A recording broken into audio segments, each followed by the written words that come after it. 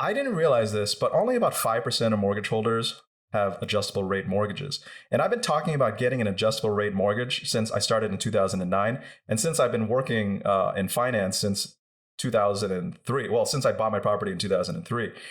And the idea is, look, interest rates and inflation have been coming down for 40 years in a row because of technological advances, efficiencies, learning about past cycles. And yes, we currently have elevated inflation now due to a global pandemic, but you are seeing inflation top tick in July, and I think that's going to fade into 2023. It's just the way it is. Yin yang finance.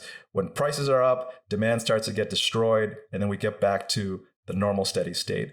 And so the idea with an ARM is, look, you pay a lower rate than a 30-year fixed because of the time value of money. If you're borrowing at a shorter fixed rate return, the lender will lend to you at a lower rate.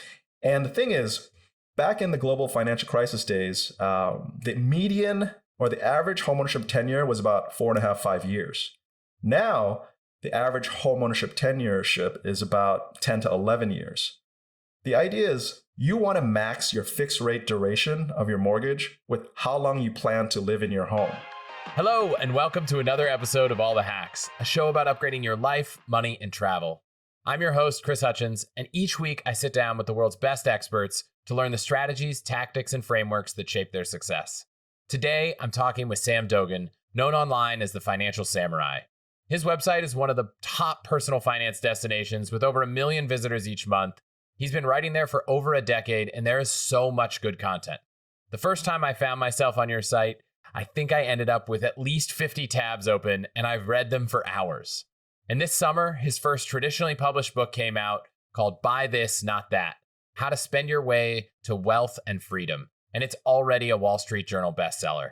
He wrote the book to try to take the guesswork out of financial planning and shows readers exactly what to buy, how much to spend, and how to optimize every dollar they earn so they can maximize their wealth building and live life on their terms. We're going to talk about the 7 core principles of a financial samurai, how Sam engineered his own layoff, and the principles you can use to do it yourself if you're thinking about changing jobs, how real estate can be a big source of passive income without actually needing to collect and manage dozens of rental properties around the globe, why we should all consider having our own online real estate, small business, or even side hustle, his 70-30 rule for decision making, especially when it comes to taking risk. And because Sam is a few years ahead of me in the parenting journey, I have a few questions on that topic as well. So let's get started.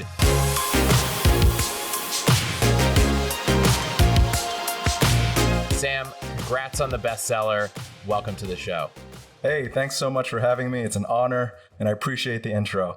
You write a lot about money, but like you do in the book, I want to start with talking about the point of all these financial optimizations. Surely it's not just to be a Scrooge McDuck sleeping on a pile of cash, right? If money is a means to the end, what is that end? You know, that's absolutely right. The reason why money is not the end goal is because it's just a tool. It's just a made-up tool to help try to buy things that will provide for a better lifestyle. If money was an object, the sole object for me, I would have kept on working in banking after my 34th birthday. But I decided enough was enough. I didn't like it anymore. After the 10th year and after the global financial crisis, I was like, this is not really what I want to be doing with my life. I wanted to have more purpose. I wanted to feel that I was helping people, just regular people more. So I left. I left in 2012 at the age of 34, and I haven't been back to a day job since. You define happiness as progress, is that right? That is my one-word definition of happiness: progress. Whether it's progress in your finances, in your relationship with your significant other, with your children, with a hobby that you're trying to get better at. Progress is my one-word definition of happiness. Is that the end goal, is just making progress towards all the things you care about? Is that how you view what money allows you to do or what life's for? You know, it's like one of those interview questions, like what is that one word, right? So that would be my word, but I don't know if that's the end goal. I think we always need to be trying to improve ourselves in whatever endeavor we take on. We should probably try to challenge ourselves in something that's a little bit scary, a little bit impossible sounding, so that at least we don't look back with regret having not tried our best or not having not tried at all. I want to go back to you started down this road of being 34 and leaving your day job. I know you engineered a layoff to leave that job. And I know you've actually written a book with now 5 editions about doing that. So first, how did you know that an alternate path would be the right move for your career? And then I also want to get to how others can use some of those tactics to engineer their own layoffs. It happened, well, I started Financial Samurai July 2009. That was literally the bottom of the global financial crisis. I'd lost 35% of my net worth in 6 months. That took 10 years to accumulate. So I was really bummed out. And I had graduated from business school part-time in 2006 and wanted to start Financial Samurai, but I didn't because I always had these excuses not to. I said, I want to go give back to my firm because they paid for 80+% of my tuition. Let's just focus. But then when the global financial crisis hit, I was thinking to myself, man, I need a backup. I need to start doing something new so that if I were to get laid off, I could write on Financial Samurai. And so Financial Samurai gave me that purpose to do something new, to find something that I was passionate about, which was writing and connecting with people all over the world. And it was in October, November 2011, the year before I left banking for good, where I was in Santorini, Greece, and it was 78 degrees, sunny. I was hiking up the crater and for 2 hours. And then suddenly I was like, oh, there's like a nice bar with Wi-Fi. I was like, oh, let's have a beer. And there's an €8 Mythos beer. I was like, wow, that's expensive, but give me one. How often am I going to go back to Santorini at the top of the crater? And in my inbox on my phone was an email from this advertising client in the United Kingdom. And he said, hey, Sam, I want to advertise on your website. I'll put up this link and I'll pay you, I think it was $1,100. I said, oh, $1,100. I'm actually closer to you right now than I am when I was in San Francisco. So I was like, okay, send me the code.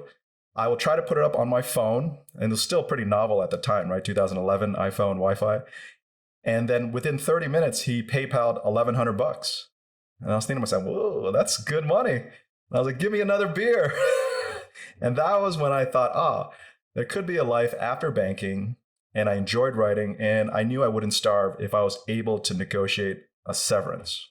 So there's two components there. One I want to ask is, did you actually, when you decided to leave, get Financial Samurai to a place that it was going to replace your job? Or did you more just get it to a place that you saw an opportunity to do something different?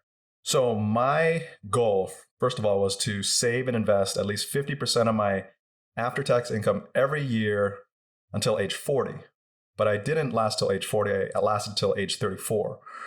And the reason why was because I was able to negotiate a severance. Because during the global financial crisis, talk about making lemonade, I saw many people get laid off, and some of them were my friends. So I asked them, hey, is everything okay? Can I help you find a job? Do you want to interview with me? I'm still surviving. And a lot of them were thankful, and we tried. But I also asked them, are they okay? And they said, yeah, I'm okay because I got a severance equal to 2 to 3 weeks per year work, 2 to 3 weeks worth of pay. And that was when I realized, come 2012, I will have been at my previous firm, Credit Suisse, for 11 years. So if they gave me 2 to 3 weeks worth of severance, that's 22 to 33 weeks. And if they could give me my deferred compensation, because I was an executive director then, and I had 3 years of deferred compensation in stock and cash, and a private investment that they made us buy in 2010, which were full of those, quote, toxic assets. If I could get that severance and all my deferred compensation, there was no reason why I shouldn't take that leap of faith because it bought years of living expenses. Most people listening to this are not, hopefully we aren't in the middle of a global financial crisis, maybe just like a minor recession, but are the tactics you use something that anyone could use, or are they really dialed into, I'm in the financial company in the middle of a financial crisis? Yes, these are the tactics that anybody in any organization can use. Because the biggest pushback I have is, why would anybody give me a severance if I'm a decent employee, right? I'm great, whatever. The point is, if you want to leave anyway, and your heart is not into it, your employer doesn't really want you. They want someone who's hungry, who wants to do their best, to stay overtime, do whatever. And if you are a manager in this environment, still in this environment, it is very hard to find a replacement. It could take 3 months, 6 months. And once you find the replacement, it could take 3 to 6 months to train them to be up to par with your level. And so if you say, peace out, see you later, 2 weeks notice, you actually leave your colleagues and your manager in a lurch. They're going to be scrambling to find your replacement, and they're going to be suffering while they're looking for your replacement. And so the idea of negotiating a severance is to think about the classic win-win scenario. How can you help your colleagues and your manager find your replacement, provide seamless transition during that replacement finding, and train them so that when you leave, hopefully they'll save money and they'll replace you with someone who's hungrier, cheaper, and just more motivated in general.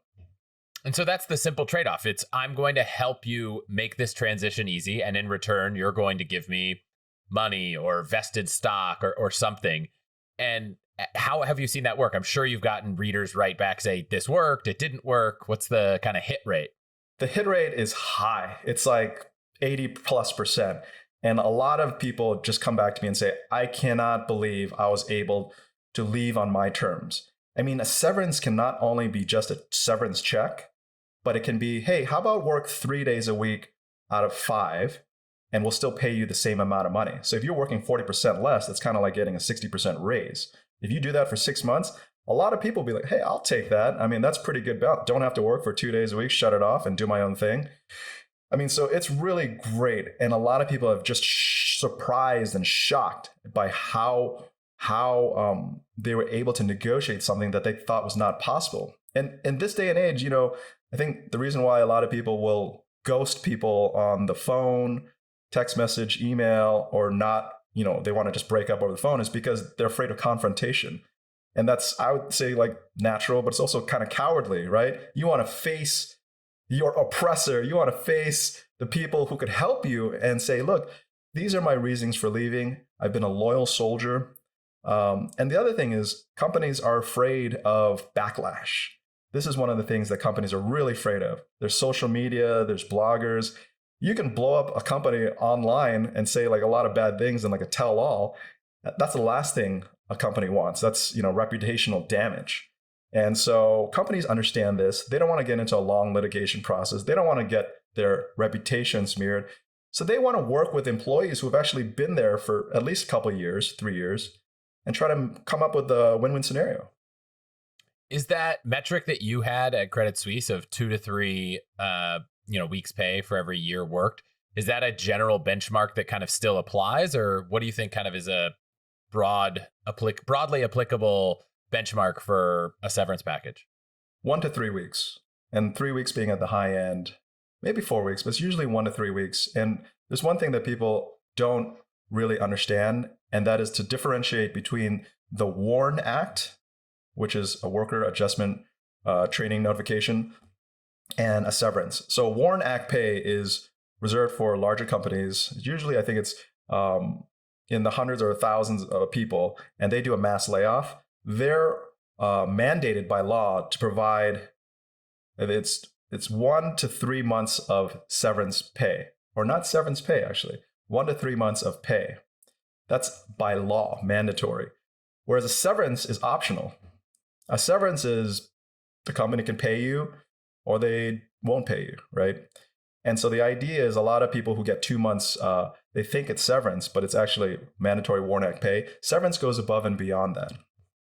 And so now you're on your own and you start financial, or you're still, let me think where I take this. I know there are a lot of people listening who might want to use some of these tactics. So I'll link the book in the show notes because we're not going to spend a whole episode on how to engineer a layoff, though I'm sure we could. And can people reach out if they have questions, or how do you feel about comments and feedback? So yeah, just go check out financialsamurai.com to buy How to Engineer Your Layoff. It's about severance negotiations. And I also have a lot of articles online about severance negotiations for free.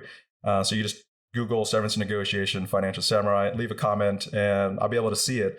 Because I can see it from the back end. And if you have a question, I can respond to it. So you end the new book with 7 principles. Is there one that stands above the rest? Well, the one core principle that I have held on to for as long as I can remember, maybe since middle school, is to never fail due to a lack of effort, because effort requires no skill. And this is really, really an important principle because life is not fair. Some people have better advantages than you, wealthier parents. Some people are stronger, naturally smarter. Whatever the case may be, the playing field is never, ever, ever fair. And we have to accept that. But if we never fail due to a lack of effort, that means we are always going to try our best. And if we lose, it's not going to be because we didn't try our best. It can be because the opponent was faster, quicker, smarter, whatever it is, more connected. But if we do our best, we're always going to be satisfied and we'll never look back with regret having not tried our best. Is there a reason why you chose to have 7 principles? It seems like this is the core principle that you live by and have for a while. Does it deserve to be elevated to be the core? There are a lot of different things. And so if you can adopt this core principle in everything you do, whether it's doing your podcast, writing, at your job, raising a family, the key really is I just hate looking back on life with regret. And if you've seen, what is that wonderful movie at the end, Inception, or actually at the beginning, I don't want to be an old man full of regret, dying alone, So that's just the idea behind that core principle. I also want to talk about the last one, about thinking in probabilities and not absolutes. I know you have a framework for decision making. I know you also are a big fan of Annie Duke's Thinking in Bets. And I'll just preface that she's coming on the show next week. We're going to record an episode all about this. But I know you've adapted your own rule, the 70-30 rule. And I'm curious how people can start to use that in their lives. Yeah, so it is very important to think in probabilities and not absolutes so you don't miss out on opportunities. Think about if you had to feel you needed 100% certainty to make a decision, how many opportunities would pass you by? Whether it's job opportunities, whether it's the girl or boy that you like that you were too afraid to ask out because you were afraid of rejection. It's such a shame to have to think in 100% probability. And if you think about it as an investor, investors don't think in 100% probabilities. They think if I can get my investments right at least 51% of the time, I'm going to make a lot of money over decades. And so my idea is to create a 70-30 decision-making framework, which states if you believe with a 70% probability or greater your decision is the correct one, the right one, then go with it with 100% conviction while having the humility knowing that 30% of the time, hopefully less, you'll get it wrong. And so long as you don't die or something catastrophic happens, you're going to learn from your mistakes and get better over time. And so your other question was, how do we hone that decision-making probability framework? And again, if you adopt everything with a probability matrix, it helps you in making better decisions. For example, Golden State Warriors, right? Let's say it's the NBA playoffs. I love the Warriors. And you start thinking about, okay, before the game starts, who's going to win and by how much? And then after the game is over, you'll find out who won and by how much. And then you will basically compare the results to your estimates and you will hone your skills over time. And I think you'll be able to look at things in a probability matrix and get better. And it's not just basketball or who's going to win the dog show or how long your friend's marriage is going to last or whether they get into college or whatever. It's everything. Everything. Once you start looking at things in a probability matrix, things change. And that is one of your key competitive advantages. Is there a common financial decision that you think people make where adopting this framework would kind of change the way they approach it in a positive way? As an investor, you have to be humble. You have to be humble and you have to always accept that you will lose money. That is the price you pay for putting money to work. You will lose money, so accept that. And once you accept that loss, you'll be okay once you finally do start losing money. And I think that is the thing that a lot of people have a problem with, and that's managing fear of allocating their capital towards something that could make them money or could lose them money. Because we all know the pain of losing money is greater than the joy of making money. So it's being able to accept that loss and try to improve your investing probability going forward. I want to move on to another topic that I know is a big component of your passive income, which is real estate. So you don't seem to have the traditional financial independence real estate approach, which is buy rental properties all over the country, hire managers and manage them. But it still makes up a good percentage of your income. I'm curious how you arrived at this approach, what it actually is, and if you think it's probably more applicable to people. I didn't know there was a traditional FIRE way to do real estate. As someone who helped kickstart the modern day FIRE movement in 2009, I didn't realize that. Well, I mean, this is just my perspective, seeing the internet of people talking about financial independence. It seems like everyone's goal is to just accrue more and more and more rental properties. Got it. Buy and then graduate to buy, apartment complexes. And I've always been someone who didn't want to manage being a landlord. And so I've maybe gone the other direction, which is like, real estate, let's just not focus on it much. Yes, we own a home and some REITs, but then you kind of have this middle approach, at least my perspective from reading the book and your site. And I'm just fascinated about finding a middle ground in having real estate be a part of your portfolio without having to be a landlord, at least as much of a landlord as some.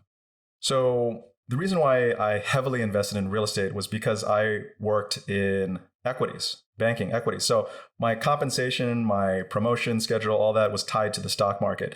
So 50% of every paycheck and 90% of every year-end bonus was allocated towards real estate to diversify my net worth. And essentially my framework and my recommendation to the average person is to get neutral real estate as soon as you believe you're going to be in one place for 5-10 years. And neutral real estate just means owning your primary residence. It means you're going up and down with the market. You're short real estate, short if you're a renter, because you're a price taker of ever rising rents. And as prices rise, property prices, you're also getting hurt because it costs you more to buy if you ever want to buy. The only way to be long real estate, not the only way, but the main way to be long real estate is to own more than one property. That is the way you benefit from real estate appreciation, because you can sell your rental property and you can collect rents.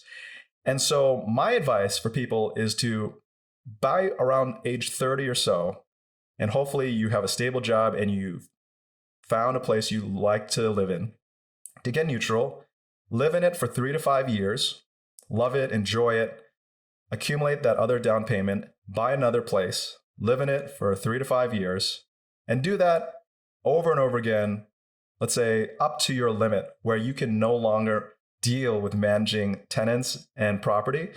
And that limit is different for everybody. And that limit can go higher or lower depending on if you're comfortable hiring a property manager. For me, I found that that limit was 4 properties, primary residence plus 4. And that was it. And they were all in San Francisco. So I was highly leveraged San Francisco real estate and the economy. But after I had my son in 2017, I just didn't want to manage that many properties anymore. So I sold one, my main one, because there was a ton of turnover, ton of problems.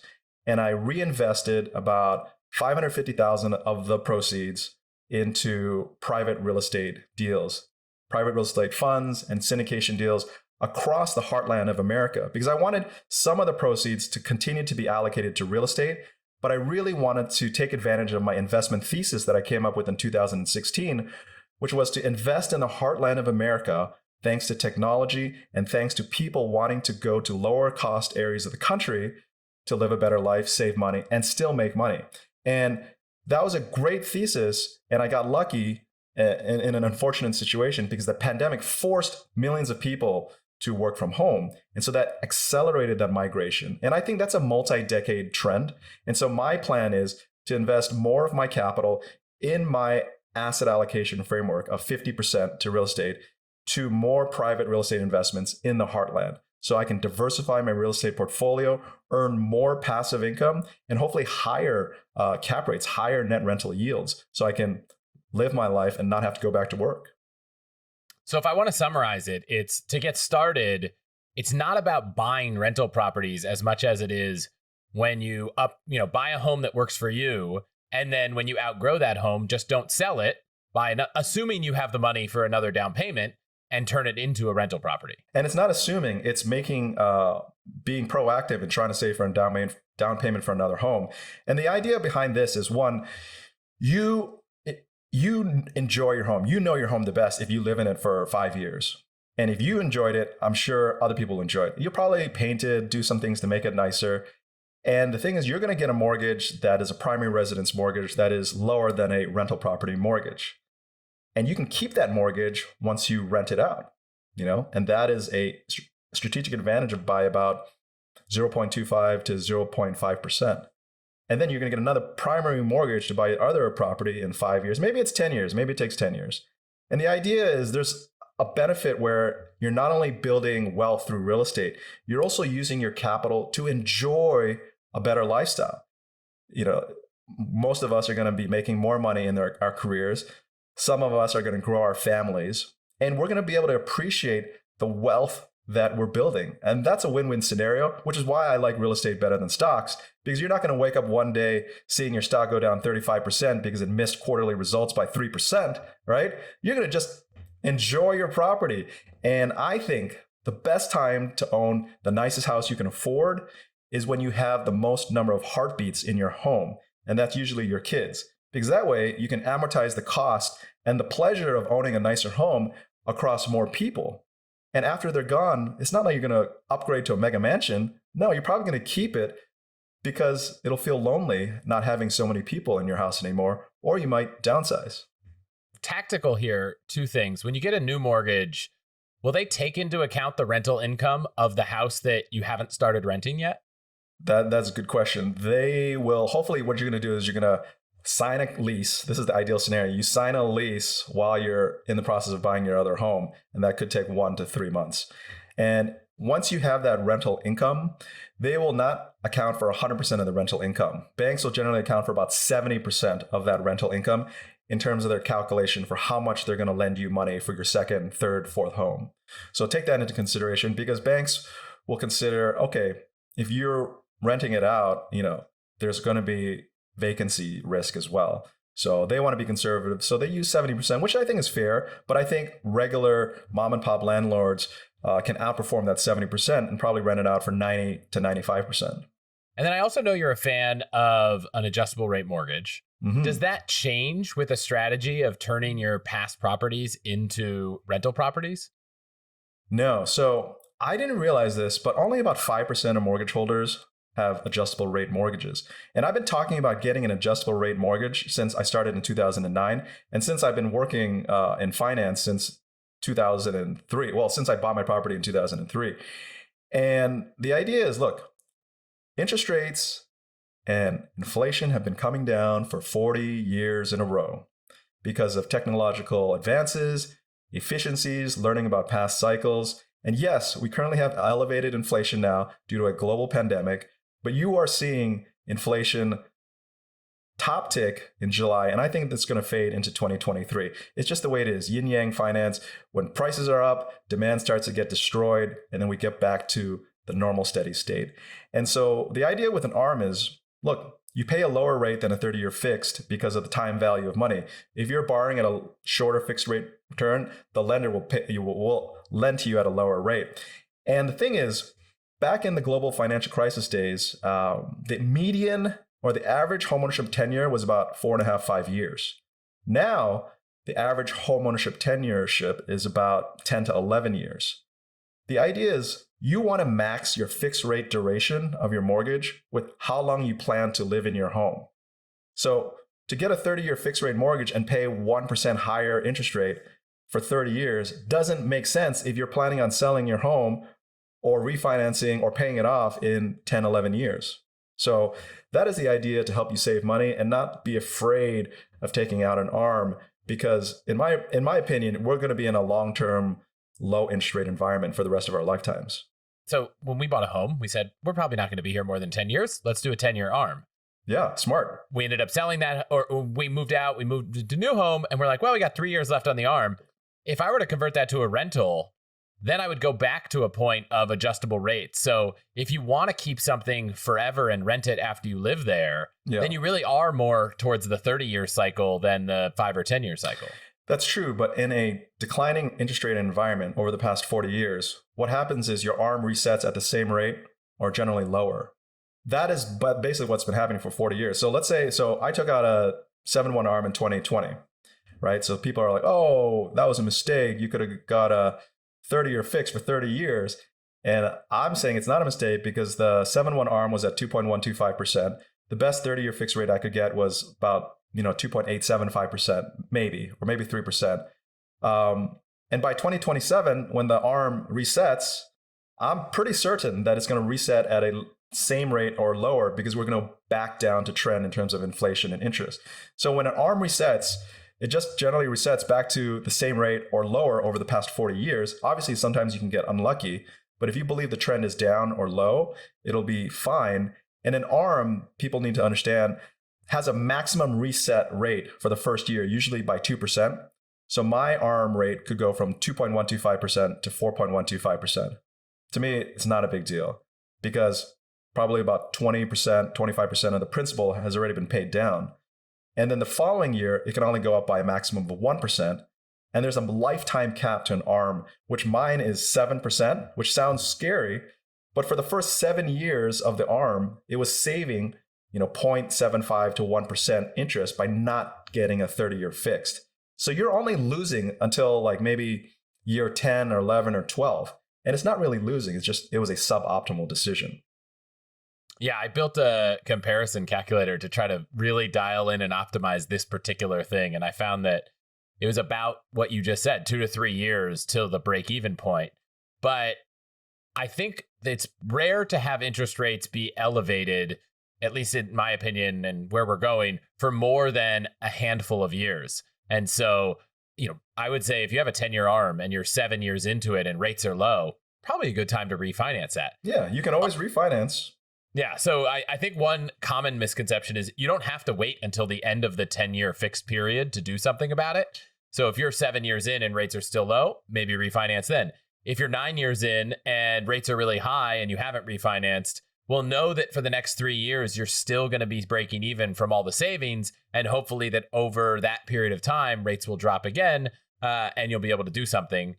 The only other thing you didn't mention is I actually think that in periods right now, we have high interest rates, we have high inflation, but rents are also up. And so if you're using your unadjustable rate mortgage for a rental property, it's very possible that if your interest rates go up because of rates rising, it might also be in line with a situation we have now, like inflation, where rents are also rising. And so you might be able to recoup some of that incremental interest cost with higher rents. Well, yeah, I mean, everybody needs to understand finance is not in a vacuum. It's yin yang finance. Like inflation is up because the economy is great and job market is strong and people are getting paid more and rents are going up and so forth, right? But there is an inflection point and we need to be aware of that. And that inflection point is probably right now. And I think inflation is going to go back down. So we're not helpless animals. You're right. We can refinance before the fixed rate period is over if we're afraid and we want to extend that term, or we can sell the property, or we can pay down principal so that when we do refinance or when it does reset, less of the percentage goes to interest. There are so many things we can do. And that is a mindset that I want people to get into. It's kind of like the debate between, doing a Roth conversion or not. And in the past, I was like, don't do the Roth conversion because you're basically giving up. You're paying the government, the inefficient government first, all the taxes, and you give up all your basic strategies to lower your taxes in the future, such as moving to a low cost or low income or no income tax state and so forth. But as I've gotten older, I see the wisdom in the Roth. We can talk about it later, but that's something people need to think about. We are dynamic. We can do things. We always have an opportunity to do things to improve our financial situation.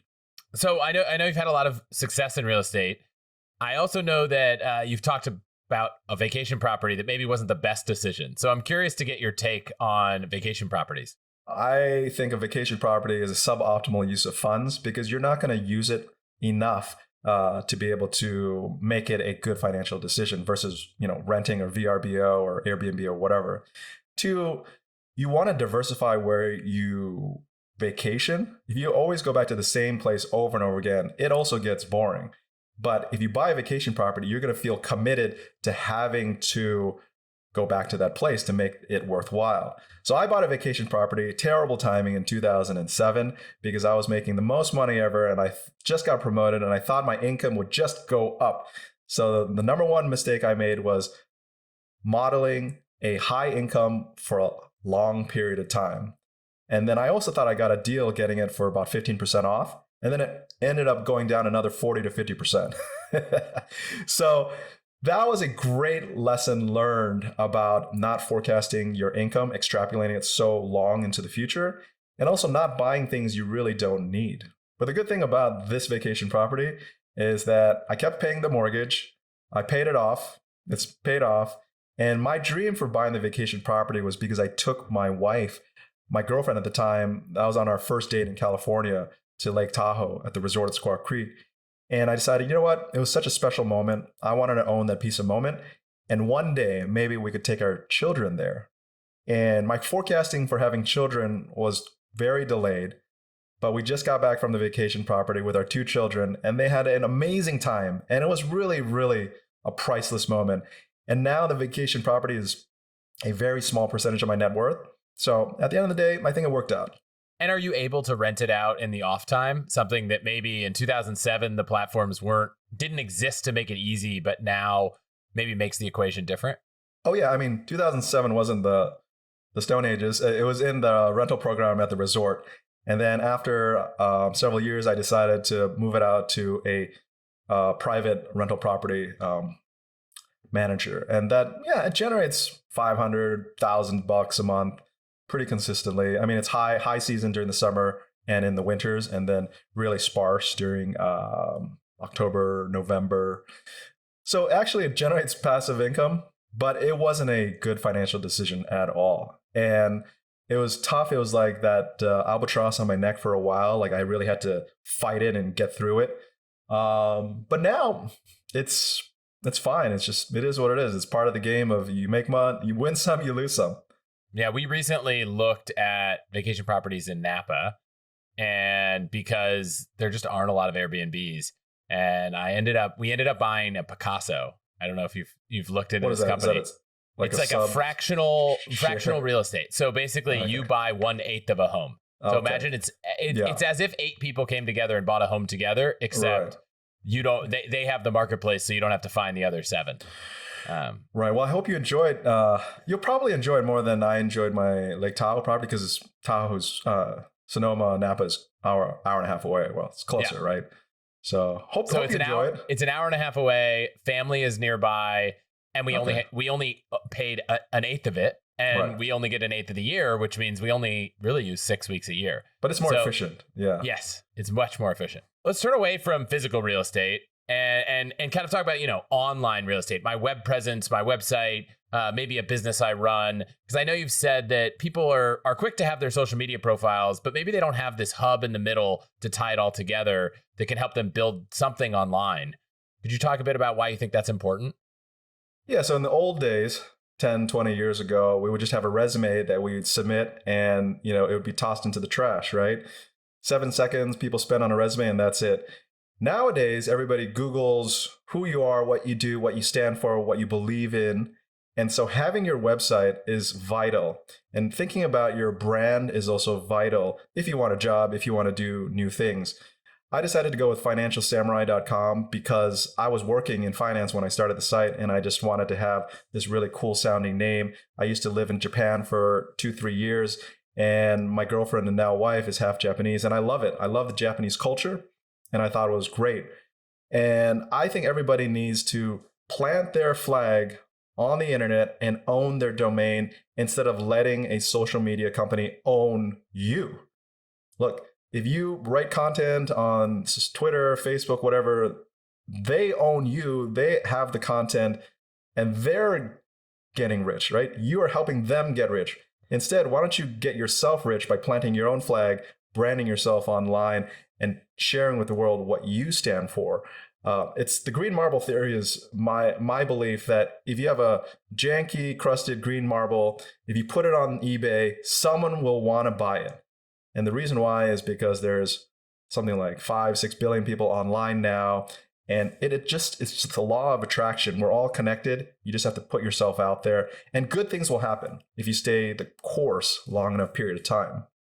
Put another way, do you think everyone should kind of write or produce content somewhere on the line and own the place they do it so they can build an audience or build a business around it? Well, I think you need to, it depends on what you want. If you want to be hired as a consultant or build your business or whatever, you should probably be a thought leader in the thing that you care about the most.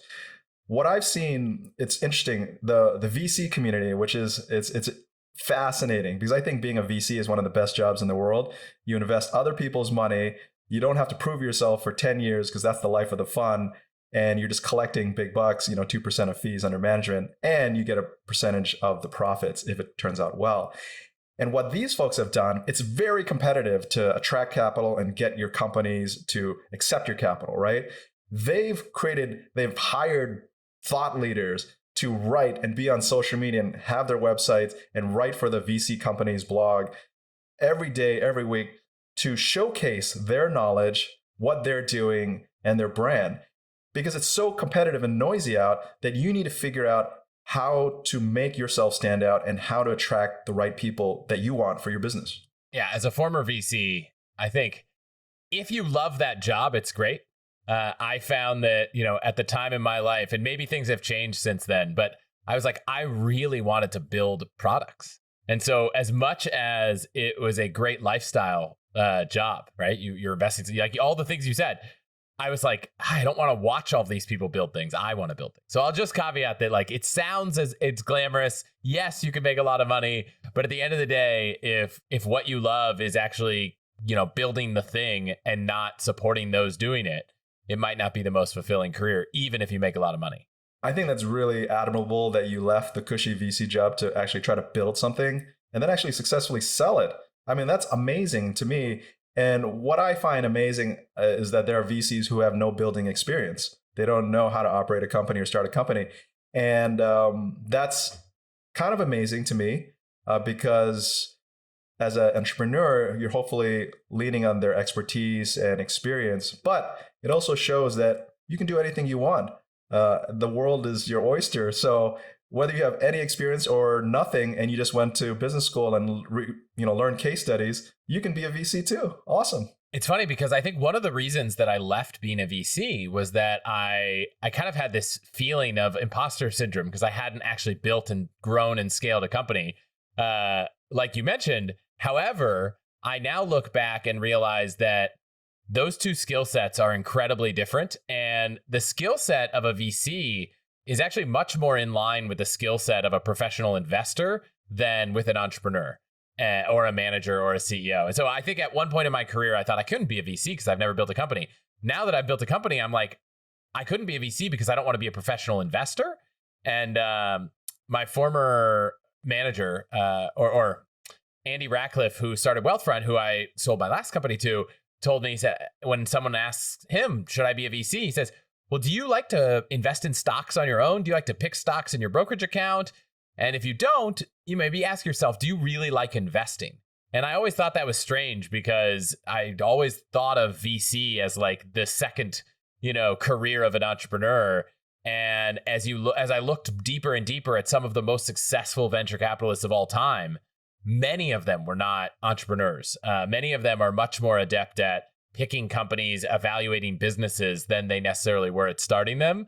But boy, did I think that was my flaw. That's why I thought I couldn't be a VC in the first place. So I've evolved that position over time. But you mentioned putting up something online, starting to write. Some people in the world will find it, and if they do, you can have a business. You can also start side hustles. One of the things that I've really appreciated on your site that I would love to talk a little bit about is some of the kind of personal and financial and maybe tax benefits of running a business.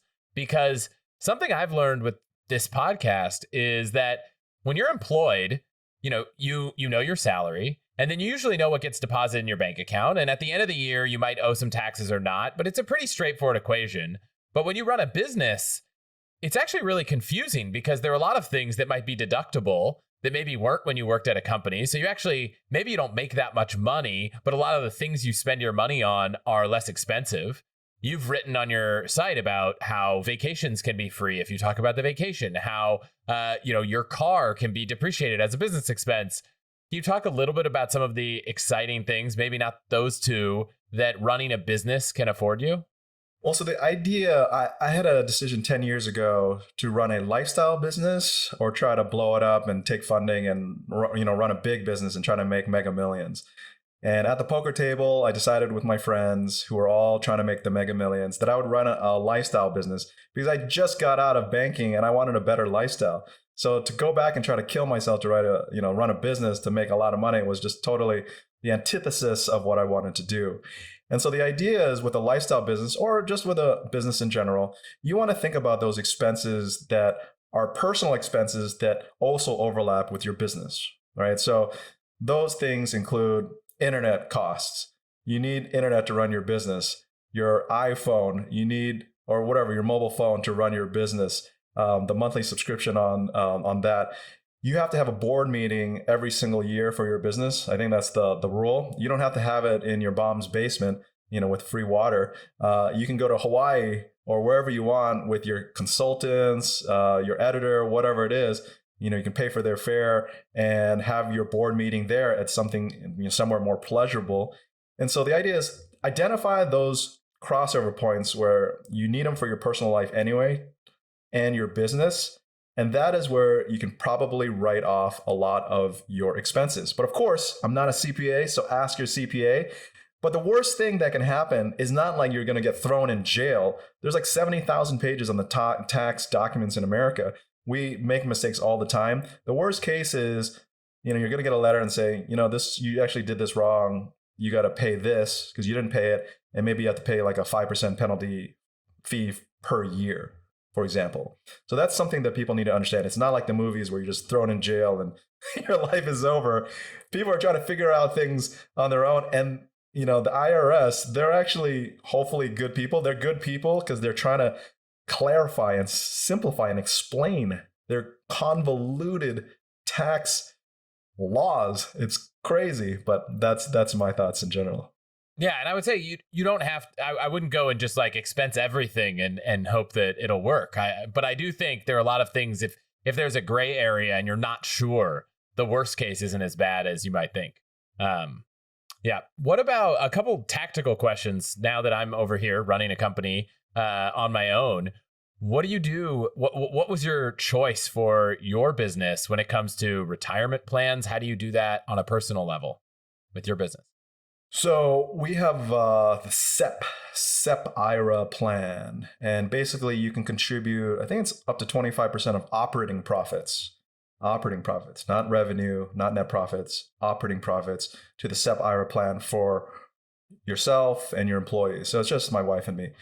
And what I also did for when I had more time before my son was born was I did some freelancing, consulting, whatever, rideshare stuff, just any stuff that I could make money. So I created a solo 401k as well. And so I was able to contribute to my solo 401k and get the SEP IRA plan going. And what people don't realize, or some people don't realize as employees, is the maximum 401k contribution is not just $20,500 per employee in 2022. It's actually way more. I forgot the exact number, but it's something like 60,000 plus. We can look it up, but the employer can contribute even more than the maximum the employee contribute through profit sharing. And so that's something you got to think about before you quit your job or join a startup or whatever. What is that 401k match? Because it's often not just 3% or $5,000 or whatever. It could be tens of thousands of dollars if your employer is really on good financial footing and is really providing a lot of benefits to their employees. Yeah, I think something to just keep in mind is that if you were able to, on a freelance or self-employed basis, make maybe 10% less than your work salary because of some of these benefits, maybe better retirement contributions, maybe more efficient business deductions, you might actually be able to get by on less income than you would. Not to mention, if you move to a lower cost of living area, you could definitely get by on less income. One area that I want your take on is on health insurance, because that's one expense that you're going to have to pay on your own. For people worried about what that means, leaving their job and starting a company and having to cover their own health insurance, how have you approached that? There are a couple ways to approach it, but what we did was we sucked it up and we decided to pay 100% of our healthcare insurance. We got a platinum plan for the family of three. Once my wife left her job in 2015 as well, she engineered her layoff as well at 34 and a half. And we paid full freight, which was $1,800, $1,800 to $1,900 a month at the time. And now with a family with two kids, we pay about $2,300 a month for a gold plan. And so we are not getting any subsidies. And I think it's fine. We don't need any subsidies. But strategically, if you want to get subsidies from the government, you would have to earn less than 400% of the federal poverty limit per household size. So, for example, the federal poverty limit for one person is something around $2,700 to $13,000. So if you can make as close to that as possible, then you will get as much health insurance subsidy as possible. So this is why you hear a lot of multimillionaires. Let's say, you have $2 or $3 million that generate, and you have a household of four, and your investments, let's say $3 million generates $60,000, $70,000 in income. You can get healthcare subsidies as a multimillionaire, technically, and that's actually what a lot of people do. Now, whether that is going with the spirit of the intention of the subsidies is another matter. But what we did, we pay full freight, but it's a business expense, right? So if we have a 20% marginal income tax rate, it's $2,300 a month, technically minus 20%, and that's our expense. So I don't think I even knew that was a business expense. So that's an interesting thing. And your wife works at the company too. Can you talk a little bit about managing finances with a couple, bringing them into the business? I think there's a couple places to take that, but I know you have a few unique opinions on managing finances with your partner. Yeah, I think if you love your partner, you should strive to make them financially independent of you, right? Because financial dependence, I think, is one of the worst things, because we're all adults here. Your partner, you had a life before you met each other. And I feel that a lot of fights with your partner can be due to money. That's top 3 reason. And so having financial independence with your partner and having your own bank accounts, separate accounts, actually is like a release valve for stress that if money becomes an issue, you can just, I'm going to go spend my own money. It's okay. So that's one of my philosophies. Make your partner financially independent if you really love them. Now, a lot of people are against that. They say, we're a one team. Everything is great. We're never going to divorce, yada, yada, yada. Okay, that's great too. Do what you want, but this is my philosophy. In terms of bringing her on the fold, once I helped her engineer her layoff and get a severance in 2015, because we had a pact. If I was able to negotiate a severance at 34 and a half and leave, she's 3 years younger than me. I said, you too can negotiate a severance when you're 34, 35 and come join me if everything, works out great. And so everything did work out fine. And so I helped her negotiate a severance, and we ended up, incorporating Financial Samurai, and we have our little business. And the idea is, look, we are a team. I do the front end, I do the writing, and she does the editing, and she does the filing of the taxes, and that's how it goes. And we pay ourselves a salary, and it's an equal salary, and we just treat it as a fun lifestyle business. It really is. Like, we can't believe that there's actually income coming in from what we would do for free. It's just fun. And if you look at articles on Financial Samurai, it's storytelling, it's talking about difficult situations. It's not SEO optimized affiliate post after affiliate post like a lot of sites can do. And we could do that too, but it's just so soul sucking that we just want to write stories and tell what's going on in our lives. One thing that I think is very rare is that in this space, so many people who are in the financial independence route, who've quit their job and can work from anywhere, end up moving to low cost of living places. Yet you're still in where I am, the Bay Area, not a state with the highest income taxes, maybe in the country. What do you say to people that think you're crazy for staying here when you could live anywhere? What do I say? Well, I grew up overseas for 13 years, 6 different countries. I've been to 60 countries. I've lived on the East Coast. I've been to the Midwest many, many times for business. And I've lived in San Francisco for 20 years now, more than 21 years. And I say I love the San Francisco Bay Area. It's beautiful. There's a lot of culture. The food is amazing. It's perennially ranked top 2 in the country. I can fly to Hawaii if I want to. There's tremendous amount of job opportunities, consulting opportunities. And I get to look at the ocean every single day out of my house on all 3 levels, and I feel great. And so, yeah, there's a price to pay for that. And that is the median home price in San Francisco is 1.8 million. And the reason why the median home price is 1.8 million is because you have 24-year-old engineers who are making $200,000 to $300,000 a couple years out of college. Everything is rational. The media forgets that the opportunity of each city is what drives the cost, not the other way around. And so for much of my life, especially after I left in 2012, I just thought, wow, there's so much opportunity. Yes, it's expensive, but there's consulting here. There's a meetup here. I mean, it's just so fun and it's beautiful. It's not like, look, I know the media likes to focus on the one street in the worst neighborhood in San Francisco and blow it up. I mean, it's really good media. They're really smart about that. But if you actually come to San Francisco, it's an amazing city. And I've been everywhere. And so I could have done Hawaii. Honolulu is my second favorite city. But it's very expensive in Hawaii. And adjusted for the income opportunity or the fun things you can do, it's a little bit too expensive, actually, in my mind. And as someone who also lives in the Bay Area, I share a similar sentiment. Not that, my wife and I both work for a company that we could be remote right now. Podcasts I could do from anywhere. But I tend to think that money's purpose is like we said at the beginning, a tool. And we love living here. The opportunities here are great. And for us, it's not, yes, we could save more money somewhere else, but if money's goal is to allow you to do things you love, then we're using it right now to spend more to stay here. I mean, I understand the hatred against San Francisco because if you can't comfortably afford to live in a place, you might hate it, right? It's just logical. You got to shack up with a roommate when you're 40 years old. You can't eat what you want or go what you want. It's natural. And I understand that. And what I've also noticed is that we tend to accumulate the amount of wealth that will enable us to afford to live in a place we want to live. So if I didn't live in San Francisco and if I lived in, let's say, Austin, I would probably just work as hard as I could to make enough money to cover my expenses in Austin, where the median home price is, let's say, $500,000 or $600,000, and be comfortable with that. But I like a challenge, and it's really fun. I have my friends here. I have my network here. I play tennis. I just got back from playing tennis earlier before this podcast. And it's just, you are where your friends and family are. I love it here.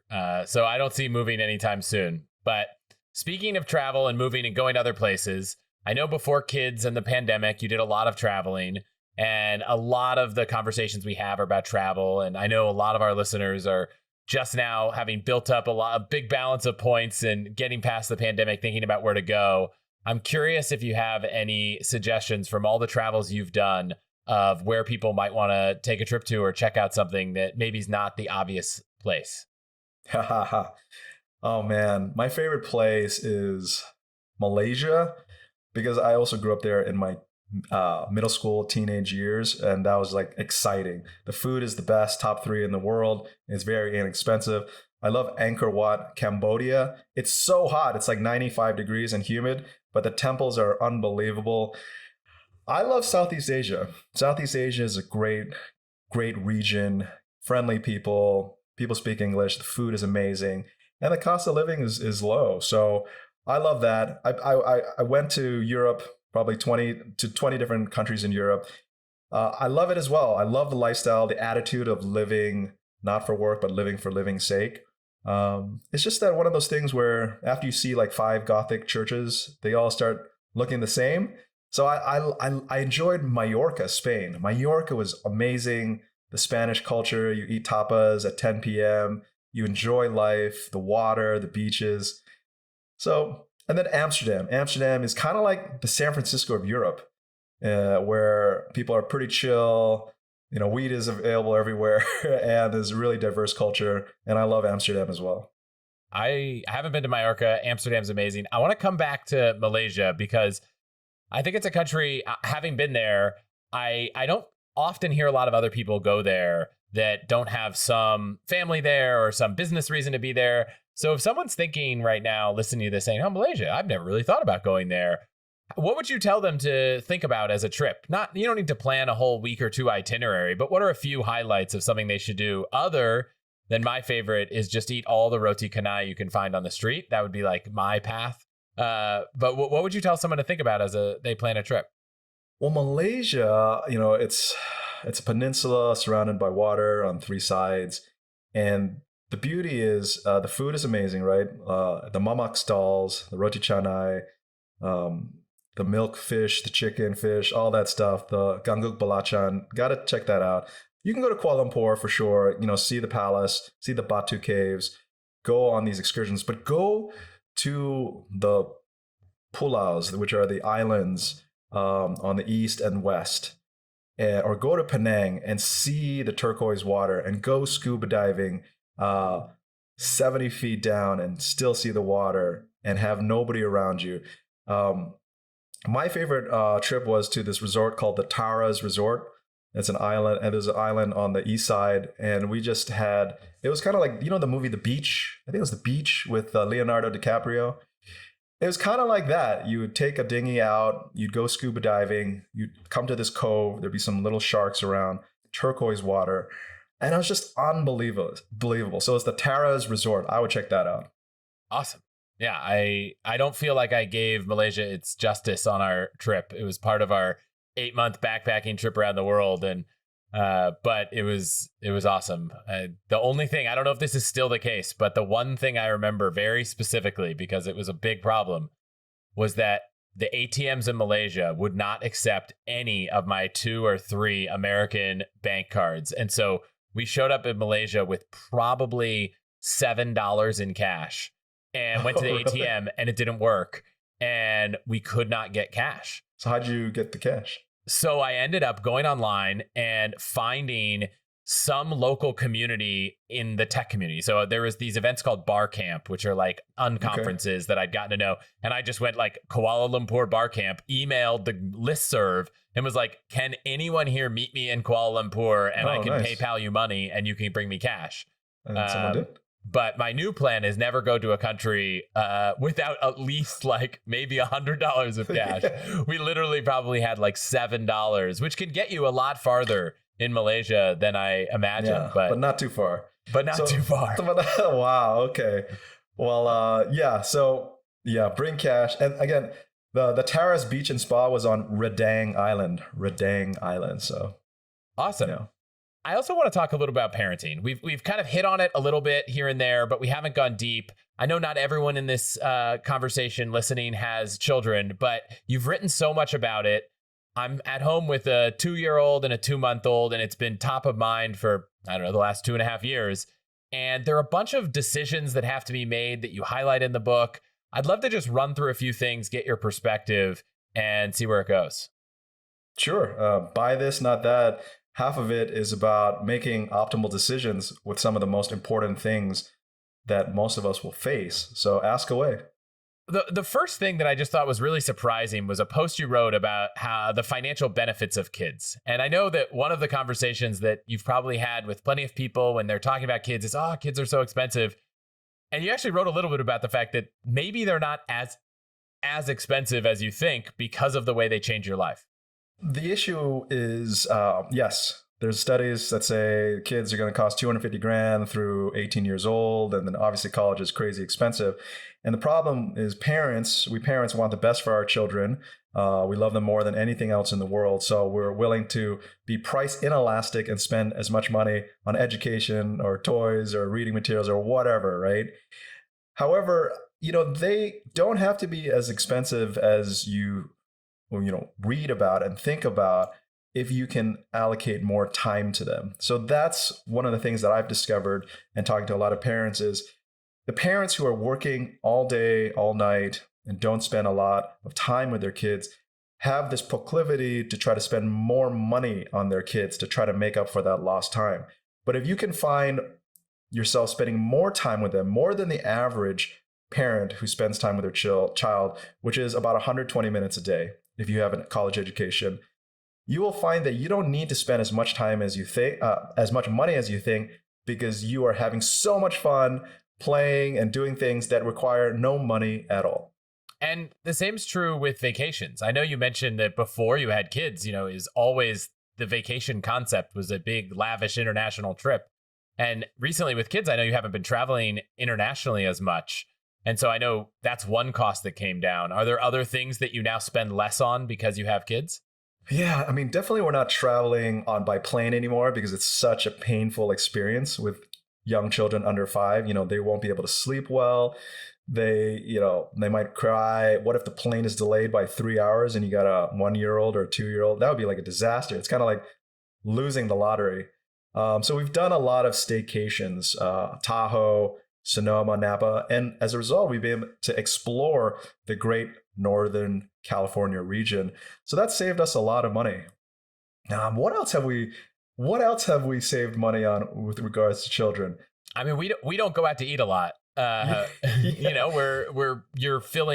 We have an au pair, so we're filling 5 mouths now, or I guess Yeah. 4 because the youngest isn't eating.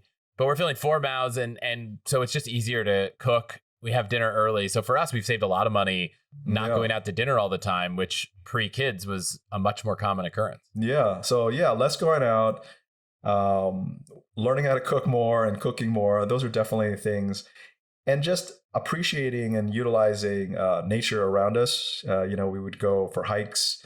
We'd teach them about rocks and trees and deciduous trees and evergreen trees, and just appreciating all the free things around that maybe we didn't appreciate before because we know about it already. We as adults, we learn about everything, and now we got to spend money to try to entertain ourselves.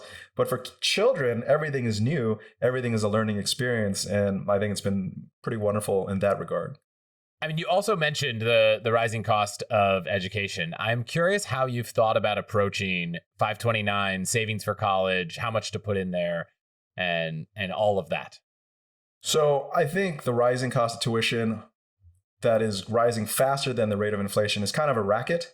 And it's kind of a racket because colleges don't guarantee any graduate a job, right? If they guaranteed a minimum paying job, then it wouldn't be a racket. But I think, charging 7, 8%, 10% every single year forever, while everything online is for free, you can learn everything, right? YouTube, blog posts, even like the college lectures they put online. So why are we spending so much money on tuition? And why are colleges, these great colleges, still only accepting a same level number of people if they really want to educate and help humanity, right? They have a different motive. They want to keep their status, keep their eliteness, all that stuff, and keep people out. That's my cynical view, but I think that's the realistic view as to why things have not changed in terms of tuition and acceptance rates. In terms of 529 plan, unfortunately, we have to think about our children and play this game because education is the most important thing we can provide our children. If you're educated, you can have the courage to take risks, do things to make you money, and live a better life. So for 529 plan, I think it's a no-brainer to contribute to it. We have super funded our children's 529 plans the year they were born. And so we can't fund it for another 5 years. And if we overfund it, it's fine because you can just write a different person's name as the beneficiary, right? If your child ends up being a genius, gets a grant, scholarship, and all that, and you got 100,000 left over, just change the name, change it back to yourself, change it to your nephew, niece, aunt, wants to do graduate school, whatever. 529 plan is one of the best ways to transfer wealth in a responsible way. Instead of just giving money, to transfer wealth for the use of education. I'll actually say there's a great hack, which is if you get a scholarship, you're actually allowed to fee-free take the money out that was given as a scholarship. So, if you don't have anyone, other siblings, other, people you want to give the money to, you can actually take it out in that circumstance. How have you thought about, living in San Francisco? I know this is a topic in the book that I was excited to read, public versus private school and spending money for education when there is public education as well. I went to public school through high school. Well, no, high school, college, graduate school, all public school. I went to international private schools when I was in the Foreign Service in Malaysia, Taiwan, Philippines, and Zambia. So I have a ratio. It's that you can go to a private school if it fits your kid's needs. If the net tuition of one child, if your gross income is equal to at least 7 times the net tuition of one child. So in other words, if the net tuition costs 20,000, you got to make at least 140,000 to be okay sending your child to private school. Because remember, your goal is to also put your oxygen mask on first and save and invest for your retirement as well. And it used to be the multiple is more like 5 times, but I've upped it to 6 to 7. It might continue to go up because I feel that education is more and more free and accessible to everyone. Therefore, the idea of spending more and more money on private school just doesn't make sense, because after, let's say, you send your kid from private school from kindergarten through 4 years of college, it's about $780,000 without any returns here in San Francisco, just for normal private schools and college. If you slap on a 4% rate of return, which is pretty reasonable and pretty achievable, it's like $1.1 million that you're going to spend. So think about it from your child's perspective, who doesn't know better, but who will know better based on your tutelage. Would they rather go to public school and have a check for $1.1 million when they graduate from college, or farmed out over a 5-year period so they don't spend all their money and go crazy? Or would they rather go to private school? Ask your children that, give them that dilemma, and then also ask yourself what you can do in terms of accelerating your retirement if you had $1 million more as well. So those are my thoughts. I think it's not the end all be all whether you go to private school or public school. I think what's most important is that you develop your social skills, communication skills, and actual practical knowledge so that you can get a good job or start your own business.